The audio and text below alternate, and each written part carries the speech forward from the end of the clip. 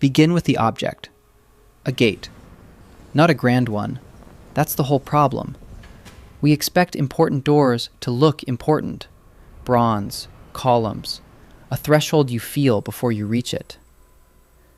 But the gate at the center of one of the most repeated lines in Western religion is none of those things. It is small. It is narrow. And according to the text, almost no one finds it. The words come from the Sermon on the Mount in the Gospel of Matthew. Enter through the narrow gate. 4 words of instruction. So why have they unsettled people for 2,000 years? Start with what the image meant to the people who first heard it. Ancient walled towns usually had 2 kinds of openings. The wide gate, the main road, wide enough for carts, animals, traders, crowds. And beside it, or set into it, a second, smaller entrance, a side door, narrow enough for one person, carrying little, turning slightly to pass through. Nothing strange there. Everyone in that crowd knew both gates. The strangeness is in what the speaker does with them. He says the wide, easy road leads to ruin, and the narrow, difficult one leads to life. Which is the reverse of how the world usually pays us back. That's the anomaly. Let's follow it. The first assumption people reach for is the obvious one. Narrow means exclusive. A small gate lets few people through, so the teaching must be about who's in and who's out. A cosmic bouncer at a velvet rope, keeping the numbers down. Read the sentence again, though, and something doesn't fit. The text does not say the gate is guarded. It does not say anyone is turned away. It says the gate is small, the road is hard, and few find it. Not few are chosen, few find it. That's a different problem, and a stranger one. Because here's the part rarely said out loud. A gate that no one is blocking, that still almost no one walks through, isn't describing a rule. It's describing a difficulty inside the person approaching. Which brings us to the second clue, the word itself.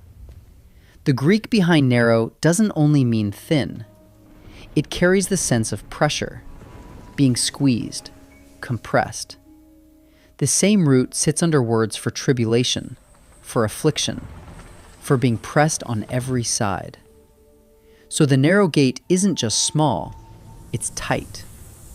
It's the kind of opening you can only pass by being pressed down to almost nothing. And you can't be pressed down to nothing while carrying everything. This is where the mystics enter the story. For centuries, contemplatives across the Christian tradition read this gate not as a checkpoint in the next life, but as a threshold in this one. The desert monks, later writers like Meister Eckhart, who spoke constantly of releasing, of letting go, of becoming empty enough to receive. To them, the narrow gate was an image of the self, and the reason so few pass through it is that we arrive too full. Full of what? The load we mistake for who we are, our defenses, our certainties, the version of ourselves we perform for strangers, the grudges we keep polished, the need to be right, to be seen, to be safe. All of it real weight. All of it too wide for the door. Notice what this does to the teaching. The gate isn't cruel. It isn't narrow to keep you out. It's narrow to strip you down. What can't fit through is not you. It's everything you've been dragging that was never you to begin with. And that reframes the whole warning. The wide road isn't popular because people are foolish. It's popular because it lets you keep everything. You can walk it fully loaded. Reputation, resentment, appetite, pride. The wide gate waves it all through. It asks nothing of you at the threshold. That's precisely why the text calls its destination ruin. A road that never asks you to set anything down, never lets you arrive anywhere new. So the difficulty was never the width of the gate. It was the width of us. Picture the approach for a moment. A wall in low light. Torches somewhere down the main road where the crowd is. And off to the side, easy to miss, a slot of shadow just wide enough for one. To go through, you turn sideways. You take the pack off your shoulders. You leave the cart. You feel the stone brush both arms at once. Then you're through, into a quiet you couldn't have carried the crowd into. Every detail of that is uncomfortable, and every detail is the point. There's something we skipped too, and it complicates the picture in a useful way. The text doesn't only describe a gate, it describes a road. Narrow is the gate, it says, and hard is the way. So passing through isn't a single dramatic moment at a threshold, done once and behind you. It's a door you step through, and then a long, thin path you keep walking after. The stripping down isn't finished at the gate. Whatever you set down there has a way of following you up the road, asking to be picked back up. That's why so few not only find it, but stay on it. We should be careful here, the way the careful readers are. The saying is only a sentence or two long, and traditions have heard it in very different keys. Some hear a warning about a final reckoning, a sorting at the end of all things. Others, especially the contemplatives, hear a description of the inner life happening right now, this morning, in you. The text itself doesn't settle that argument. What it hands us is a shape.